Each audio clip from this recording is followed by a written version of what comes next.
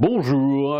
L'Union européenne, qui cherche à réaliser un film à succès d'ici 2025, a dévoilé dans un livre blanc, par la voix de son actuel metteur en scène Jean-Claude Juncker, avant tout président de la Commission européenne, 5 scénarios possibles.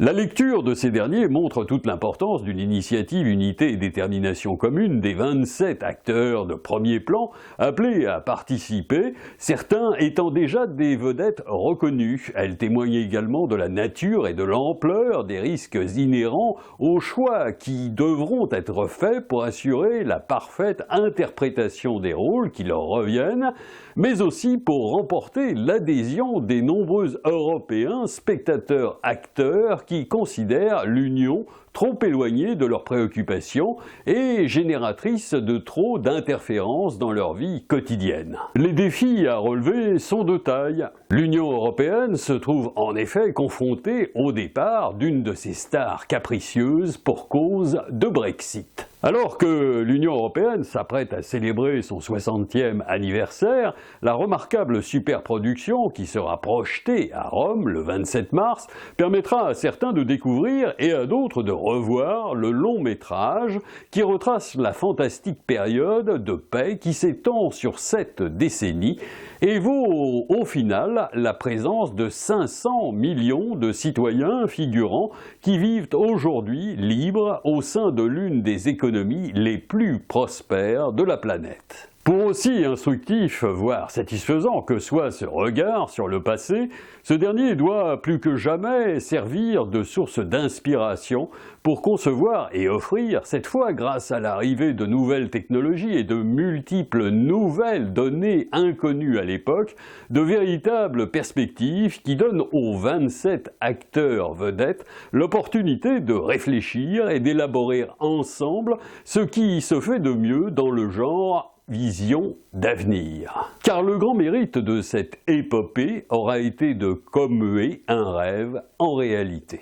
Aussi revenons sur les 5 scénarios de la superproduction à venir et ses principales caractéristiques. Pour résumer, le scénario 1 propose de s'inscrire dans la continuité.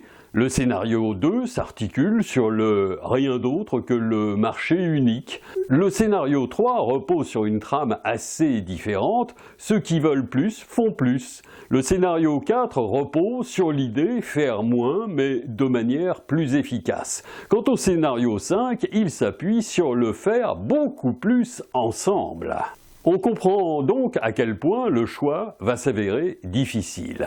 Néanmoins, comme il n'y aura au bout du compte qu'un film, mieux vaut ne pas commettre d'erreur. Les 3 premiers scénarios ne sont pas sans risque et même susceptibles de générer lassitude, dispersion, désintérêt.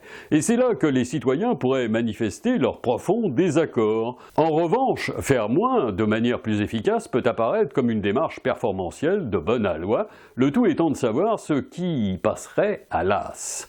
Quant au scénario 5, il s'appuie sur une reconnaissance des résultats bons et mauvais obtenus jusqu'ici et impose donc ajustement sous réserve d'un engagement unanime des 27 à corriger les erreurs du passé et à s'engager dans une voie plus crédible et prometteuse. Auquel cas, c'est là qu'on parvient à la superproduction UE 2025, sauf défection d'un pays membre en plein tournage, voire problème technique totalement imprévu, mettant les nations, comme les 500 millions de spectateurs figurants, dans un état de fébrilité avancée. L'Europe n'est pas une chimère, mais bien une réalité qui doit donner à chacune, toute génération confondue, envie d'appartenance. Voilà pourquoi, comme le précise Jean-Claude Juncker, l'heure est à l'initiative, à l'unité et à la détermination commune.